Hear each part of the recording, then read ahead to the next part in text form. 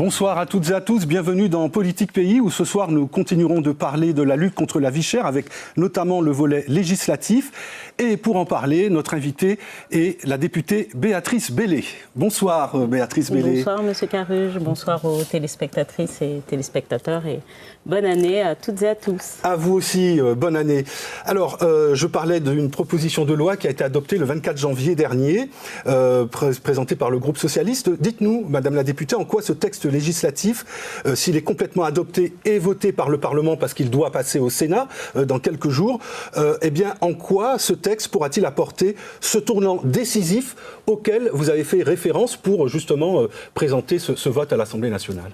Alors, le vote est définitivement acquis en ce qui concerne l'Assemblée nationale. Donc maintenant, en effet, il faut que le texte puisse être inscrit, on va dire, au rôle du Sénat et donc puisse être étudié par les sénateurs. Ce qu'il change et déjà des réactions d'un certain nombre de personnes, et notamment celles du milieu économique particulièrement agacées, nous pouvons dire que nous avons touché la bonne cible. La bonne cible, c'est quoi ?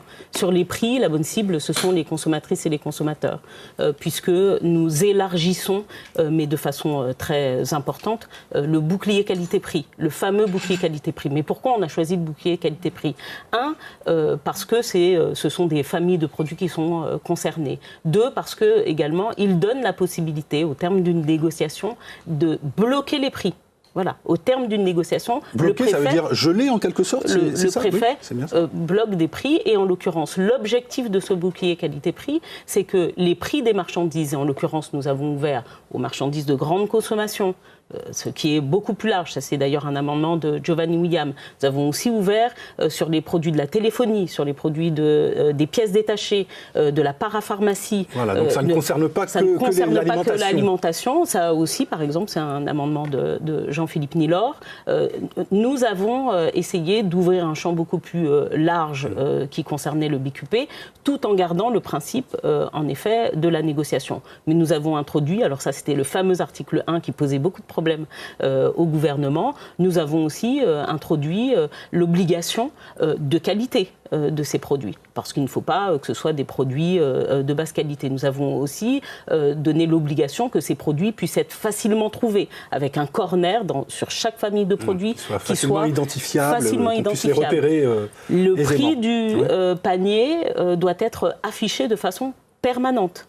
La personne le distributeur qui quitterait les négociations fera l'objet d'un name and shame, c'est-à-dire d'une publication par laquelle il sera dit qu'il n'a pas souhaité négocier. Et le plus important, c'est que l'objectif de la négociation, c'est d'arriver au prix moyen pratiqué dans l'Hexagone. Donc il y a en effet un panel assez large, qui est long. Oui, on ne pourra pas tout détailler. Voilà. C'est vrai qu'il y a l'affichage et puis il y a un deuxième volet qui est le contrôle aussi derrière, mais nous y viendrons parce que là, nous allons regarder un sujet réalisé par Aurélien Février, justement sur cette actualité-là et sur la lutte contre la cherté de la vie. Merci. Il y a 2 points clés dans ce projet de loi. L'extension du bouclier qualité-prix et l'encadrement des grands groupes de distribution. Le premier, un dispositif en place depuis 2012 en Outre-mer, doit être élargi. Son extension pourrait concerner à l'avenir les familles de produits de l'électroménager, la téléphonie ou encore des pièces détachées automobiles. Objectif, rendre accessible un certain nombre de produits de qualité au prix moyen annuel de vente dans l'Hexagone. Nouveauté dans la négociation des prix du BQP, l'arrivée des associations de consommateurs autour de la table aux côtés de l'État et des acteurs économiques locaux. L'autre point clé du projet de loi, c'est l'encadrement des grands groupes de distribution. Le texte de loi souhaite réduire l'influence des grandes surfaces en Outre-mer tout en soutenant les petits acteurs locaux. Ainsi, il sera interdit aux grands groupes de détenir une part de marché supérieure à 25% dans un territoire d'outre-mer. Autre dispositif, l'expérimentation d'un encadrement des marges réalisé par la grande distribution. D'une durée de 5 ans, il doit permettre de limiter l'écart de prix entre les petits commerces et les grandes surfaces. Le projet de loi promet également des sanctions renforcées contre les entreprises qui ne respectent pas les règles de transparence. Les sanctions pourraient conduire jusqu'à un remboursement des aides publiques reçues par l'entreprise concernée. Adopté à l'Assemblée nationale, le projet de loi doit désormais être débattu au Sénat, majoritairement à droite. Pour le député Lyotte de Guadeloupe, Max Mathiazin, Le texte pourrait être décousu, détricoté. Voilà, donc c'est bien une proposition de loi qui a été adoptée donc le 24 janvier dernier par l'Assemblée nationale. Vous nous avez parlé, Béatrice Bellé, de ce renforcement du bouclier qualité-prix. Et puis, vous annoncez aussi des moyens accrus pour les observatoires des prix, des marges et des revenus. Autrement dit, c'est vraiment là le contrôle, que ce soit bien appliqué, que ce soit effectivement mis en effet. Tout à fait, tout à fait. Alors, ce qui est, les OPMR ont donc vocation à surveiller, c'est des observatoires des prix, des marges et des revenus, à surveiller finalement l'actualité des prix. Il y a aussi un instrument qui va être adossé à chaque OPMR, c'est une application, comme on l'a vu en Martinique, Kipri, comme Kipri, qui va permettre de faire ces comparatifs de prix et finalement d'obtenir de la data, de la donnée qui permet de voir l'évolution. Et puis, l'observatoire aujourd'hui dépend un peu du bon vouloir des préfets. On a fait plus d'une vingtaine d'auditions. Entre l'Observatoire et la direction de la concurrence, la répression des fraudes, c'est quoi? Il y a un lien? Parce qu'on pourrait dire que finalement, c'est à l'État de contrôler ça aussi. Alors c'est peut-être le cas à travers l'Observatoire, mais vous voyez peut-être un peu plus directement.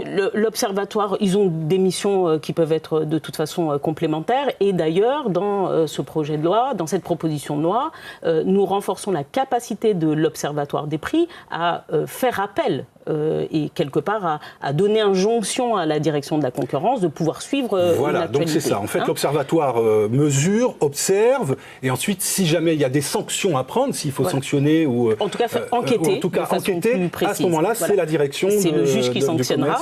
Voilà, mais c'est le juge qui sanctionnera après enquête de la répression des fraudes de l'autorité de la concurrence. Mais nous renforçons également finalement ce que sont les OPMR qui aujourd'hui, au gré des territoires, sont plus ou moins dotés. Celui de la Martinique est un peu plus doté, par exemple, puisqu'il a bénéficié de fonds complémentaires pour l'application Kipri.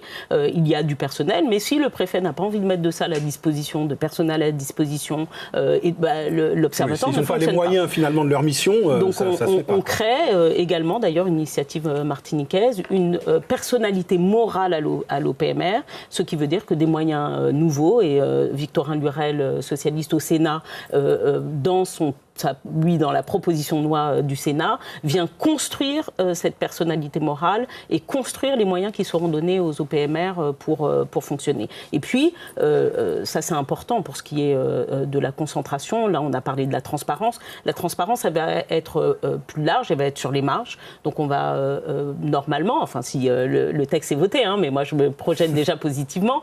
Je considère que la droite s'est abstenue et donc peut-être qu'elle va avoir la même attitude au Sénat, ou en tout cas qu'elle ne va pas détricoter la transition est toute trouvée, parce que c'est vrai que le temps passe très vite, Béatrice Bellé. Alors, vous appelez justement l'ensemble des sénateurs et sénatrices à poursuivre la tâche sans affaiblir le dispositif. Ça, c'est une première requête que vous avez.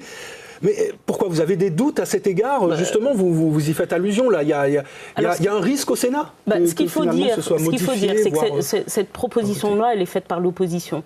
Nous avions une journée, cette journée du 23 janvier, une seule journée pour faire des propositions de loi. Nous en avons fait 5, elles ont toutes été votées et adoptées. Mais il arrive que parfois, même une proposition, on avait vu ce qui s'était passé avec la LFI, le bloc central, la majorité avait voté, avait déposé un certain nombre d'amendements et du coup, à la fin, rien n'avait été voté. Et donc, quand on est de l'opposition, on n'a qu'une seule journée pour faire des propositions de loi. Nous avons fait la nôtre, mais nous restons dans l'opposition. Et donc, nous restons contraints. Le Sénat est majoritairement majoritairement de droite et majoritairement libéral, et on a vu d'ores et déjà là où les choses qui leur ont posé problème. Même sur dans ce domaine-là, sur ce sujet sensible, je pensais que ça pourrait faire de la quasi-unanimité. Je le dis très clairement. Ce que j'ai précisé à tout le monde, parce qu'évidemment, en plus du travail qu'il y avait à faire législatif et légistique, il fallait aussi aller discuter avec les différents groupes. Moi, je leur ai dit, c'est une trahison si vous laissez 2,8 millions de population être encore en prise avec ce que nous vivons aujourd'hui sur nos territoires. Il n'est pas admissible que nous soyons à un tel niveau de captivité sans protection de l'État. Bon, donc il y a peut-être des dispositifs qui ne vous plaisent pas, n'empêche que nous en avons besoin. Voilà bien trop longtemps qu'un certain nombre de groupes, de commerçants, mais quels qu'ils soient d'ailleurs, on s'attaque aux grands groupes parce qu'ils sont très visibles et qu'ils ont des parts de marché importantes. Bon, mais il n'y a pas que, il y en a d'autres aussi. Il y en a d'autres. Voilà, il y en a d'autres. À des échelles moindres. Il y en a d'autres à des échelles moindres. Bon, mais on regarde évidemment toujours les plus gros parce que c'est eux qui influencent le prix. Et je l'ai dit, Yokado et nous, ce qu'ils ont constitué comme taille de groupe, les bénéfices qu'ils génèrent, les dividendes qu'ils génèrent à leur échelle, à l'échelle de leurs entreprises, sont comparables, ils sont si compétitifs que des entreprises qui sont sur le territoire hexagonal avec 63 millions d'habitants. Bon, donc il y a un moment où on dit à l'État, ok, la liberté de commerce, ok, la liberté de prix, ok, mais là on n'est pas dans une situation normale. Et donc cette loi, comme d'autres précédemment, notamment celle de 2012 ou de 2017, vient dire à situation anormale, pour qu'il y ait de l'égalité, il faut de la différenciation. C'est une loi de différenciation. Je vous propose d'écouter le nouveau ministre des Outre-mer, Manuel Valls, ancien Premier ministre, qui semble apporter son assentiment à ce dispositif. On l'écoute et puis nous continuerons. On ne peut plus se contenter d'enjamber les crises. Les mouvements contre la vie chère, qui ont été nombreux ces dernières années et dans nombre de territoires ultramarins, ne sont pas seulement le reflet d'un mécontentement face à la cherté de la vie, mais aussi, vous l'avez dit, Madame la députée, le cri d'une population qui se sent oubliée par l'État face à un défi pourtant connu de tous. Bien qu'il n'y ait pas de monopole officiel, la concentration du marché aggrave la situation. Et il en résulte une crise de confiance profonde qui mine les relations entre les consommateurs et les acteurs économiques, les institutions en charge de les contrôler et de réguler leurs actions jusqu'au pouvoir judiciaire. Mesdames et messieurs les députés, je sais qu'il y a beaucoup de défiance. Et je sais évidemment que sur ce sujet-là, vous avez entendu beaucoup de discours. Mais je veux vous convaincre de ma détermination pleine et entière sur ce sujet. Et je veux que nos compatriotes ultramarins sachent que nous avons compris ce qu'ils attendent de nous et que l'État répondra. Mais que chacun prenne ses responsabilités. Voilà pour cette intervention donc de Manuel Valls. Donc c'était au Palais Bourbon, c'était bien ça, l'intervention du ministre d'État chargé donc des pays des océans, comme vous aimez à le dire depuis quelque temps, Béatrice Bellé. Alors voilà, chacun doit prendre ses responsabilités. Il termine son propos, son intervention ainsi. Alors les mesures qui donc devraient être dans cette loi, si jamais elle est adoptée par le Sénat, ces mesures pourraient contribuer donc à casser des positions économiques, commerciales vraiment par trop dominantes. C'est ce que vous disiez tout à l'heure. Vous y faisiez allusion avant cette séquence, ce fameux oligopole ou les oligopoles dont on parle, mais par quel ressort, encore une fois, par quels moyens concrets cela devrait se faire ? Il y a un moratoire, par exemple, sur la construction de nouvelles surfaces. En l'occurrence, les groupes qui détiennent d'ores et déjà plus de 15% de parts de marché dans la distribution, et au gré de ce que peut représenter le secteur en question, il y a différents types de distribution, mais ne pourront pas ouvrir de nouvelles surfaces pendant 10 ans. Bon, il y a des mesures auxquelles on avait pensé qui étaient en fait contre-intuitives. Si on bloquait la création de nouvelles surfaces, ça veut dire qu'on mettait aussi les acteurs présents en situation de rente, comme ils le sont déjà suffisamment, mais enfin on empêchait à des nouveaux acteurs de rentrer. Là on dit, de toute façon, les acteurs présents qui ont déjà plus de 15% ne pourront pas se développer davantage. D'ailleurs, ils vont très bien en ne se développant pas davantage, ils arrivent à être expansifs au-delà de nos frontières, martiniquaises notamment, mais au-delà des frontières même des pays des océans de France. Donc on ne leur met pas un grand coup à la tête. D'ailleurs, ils sont les plus rentables. Les surfaces commerciales, notamment alimentaires, des pays des océans, sont les plus rentables de France. En gros, on leur dit arrêtez de tout prendre, quoi. Vous avez déjà pas mal, contentez-vous pour le moment, et on donne la possibilité à d'autres de pouvoir s'installer. Exactement. Et puis, il y a aussi des mesures de transparence, parce que beaucoup ont pleuré les yeux secs quand même, boudin plein, yeux secs. Bon, en disant, mon Dieu, on fait que 3% de marge. La réalité, c'est que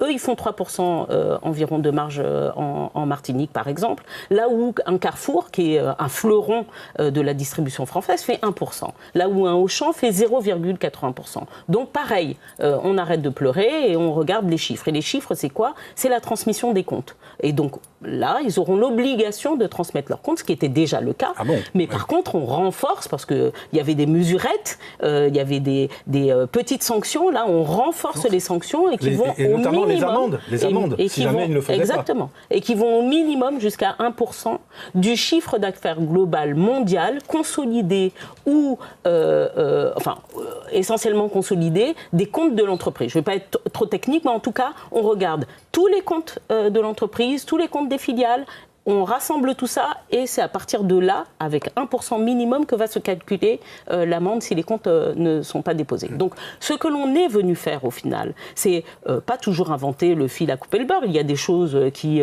existent que l'on est venu muscler, vraiment muscler, pour les rendre aussi plus applicables et également plus contraignantes. Et puis il y a des nouvelles choses qui sont en effet ces moratoires, ces prix, vous l'avez dit dans le sujet, ces prix pratiqués de façon très différentielle sur les petits commerces et les grands commerces. On dit maintenant, les grossistes devront faire les mêmes prix aux petits commerces et aux grands commerces. Ça nous permet, sur des petits territoires comme les nôtres, de développer peut-être des surfaces un peu plus raisonnables et raisonnées qui correspondent aussi à notre géographie, à nos espaces et qui permettent de développer du commerce de proximité.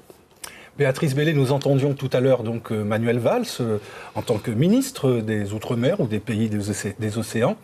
Vous l'avez rencontré tout récemment, vous vous êtes entretenu avec lui, vous avez eu une séance de travail. Quel rapport vous avez ? Alors, faut-il rappeler que c'est un ancien dirigeant très ancien, bon, ça... 2017. Oui, bon, c'est pas si vieux que ça. Il a été le Premier ministre du président François Hollande. Donc voilà. Donc, mais enfin, il a été socialiste. Oui. Il n'est plus au Parti socialiste. Il n'est plus PS. Il a un peu, si on peut dire ça comme ça, pour aller vite, viré macroniste. Il n'a pas viré. Dès le début, il a apporté son soutien en 2017. Oui, en 2017 à Emmanuel Macron. Donc voilà, suite à son passage dans l'équipe de François Hollande, il est devenu le soutien d'Emmanuel Macron.